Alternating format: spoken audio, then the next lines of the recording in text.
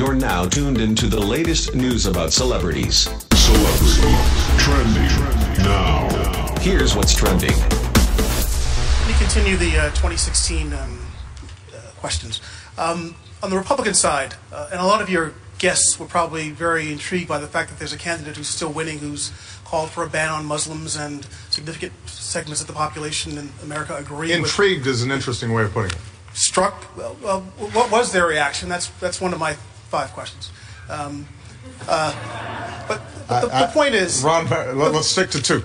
The point is, in the past you've explained that as anger, resentment, insecurity, economic insecurity. And the question is, how much responsibility do you accept for that reservoir of feeling in the country that's propelling that sort of candidate?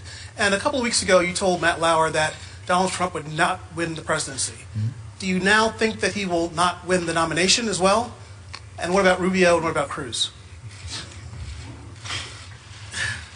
I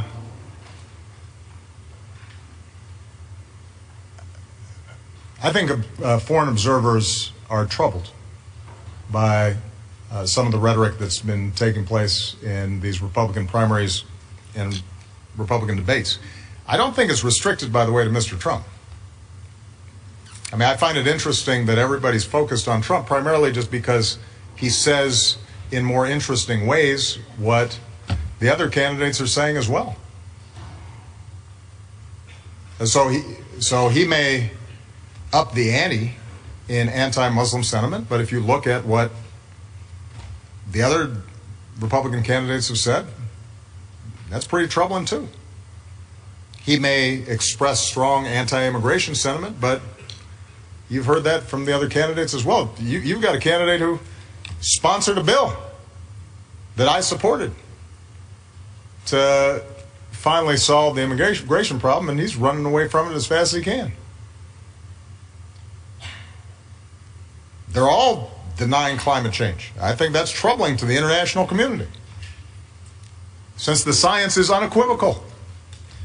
And, you know, the other countries around the world, they kind of count on the United States being on the side of science and reason and common sense, because they know that if the United States does not act on big problems in smart ways, nobody will. But this is not just Mr. Trump. Look at the statements that are being made by the other candidates. There's not a single candidate in the Republican primary that thinks we should do anything about climate change, that thinks it's serious. Well, that's a problem. The rest of the world looks at that and they says, how can that be? I'll leave it to you to speculate on how this whole race is going to go. I continue to believe Mr. Trump will not be president. And the reason is because I have a lot of faith in the American people. And I think they recognize that being president is a serious job. It's not hosting a talk show or a reality show. It's not promotion. It's not marketing. It's hard. And a lot of people count on us getting it right. And it's not a matter of pandering and doing whatever will get you in the news on a given day. And sometimes it requires you making hard decisions even when people don't like it. And doing things that are unpopular. And standing up for people who are vulnerable but don't have some powerful political constituency. And it requires being able to work with leaders around the world in a way that reflects the importance of the office. And gives people confidence that you know the facts, and you know their names, and you know where they are on a map, and you know something about their history.